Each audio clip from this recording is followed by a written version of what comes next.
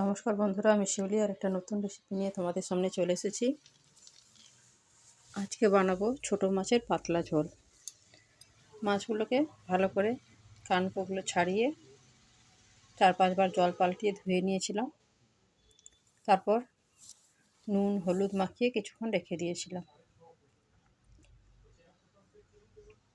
এদিকে কড়াই তেল গরম বসিয়ে দিয়েছিলাম। তারপরে মাছগুলোকে এক একটা করে উল্টে পাল্টে ভেজে নিচ্ছিলাম। ছোট মাছটা ভাজতে একটু বেশি সময় লাগে, কারণ একটু কড়া করে না ভাজলে ছোট মাছটা খাওয়া যায় না।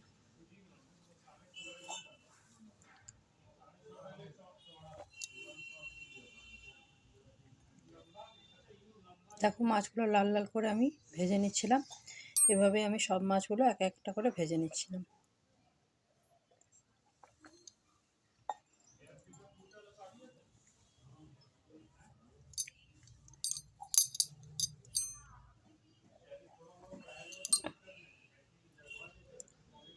ভিডিওটাকে স্কিপ করো না, পুরো ভিডিওটা সবাই দেখো। আশা করি রেসিপিটা তোমাদের ভালো লাগবে।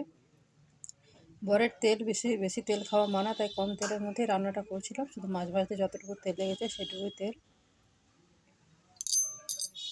দেখো, মাছগুলো আমি সব এভাবে ভেজে নিচ্ছিলাম। যারা ইউটিউব থেকে দেখছো তারা চ্যানেলটাকে সাবস্ক্রাইব করে দিও, যারা ফেসবুক থেকে দেখছো তারা পেজটাকে ফলো করে দিও।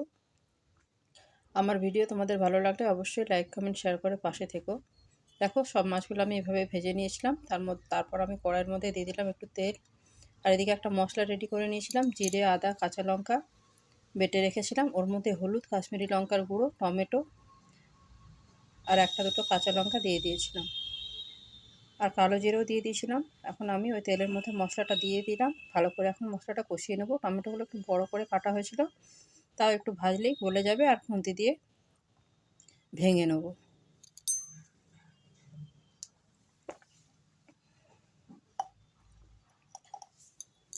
দেখো, মশলাটা বেশ ভাজা ভাজা হয়ে যাচ্ছে। এভাবে মশলাটাকে ভালো করে কষিয়ে নেবো যতক্ষণ না কাঁচা গন্ধটা যায়।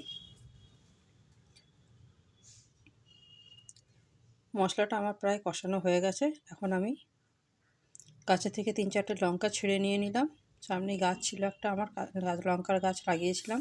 ওদের 2-3টে লঙ্কা ছিঁড়ে মাছটাতে দিয়ে দিলাম। টাটকা গাছের লঙ্কার স্বাদই আলাদা। দেখো, মশলাটা আমার প্রায় কষানো হয়ে গেছে। এখন আমি দিয়ে দেবো জল। ঝোলটা একটু পাতলাই করব, তাই জলটা একটু বেশি পরিমাণেই দেবো।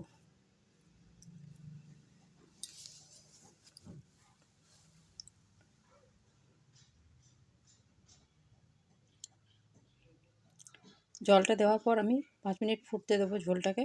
ঝোলটা বেশ ফুটে উঠলে দিয়ে দেবো এক এক করে ভেজে রাখা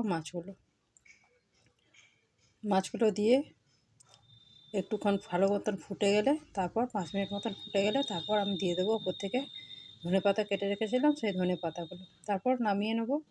গরম গরম ভাতের সাথে খেতে এটা খুবই ভালো লাগে। তোমরা বাড়িতে অবশ্যই ট্রাই করো। ভিডিওটা ভালো লাগলে অবশ্যই লাইক কমেন্ট শেয়ার করে পাশে থেকো।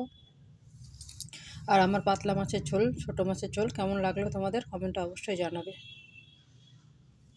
দেখো, ধনেপাতাগুলো কেটে রেখেছিলাম, এখন দিয়ে দিলাম। তারপর আমি বরকে খেতে দিয়ে দিয়েছিলাম। ভিডিওটা এখানে শেষ করছি। দেখা হবে পরের ভিডিওতে। ততক্ষণের জন্য সবাই খুব ভালো থেকো, সুস্থ থেকো। দেখো, রঙটা কত সুন্দর হয়েছে।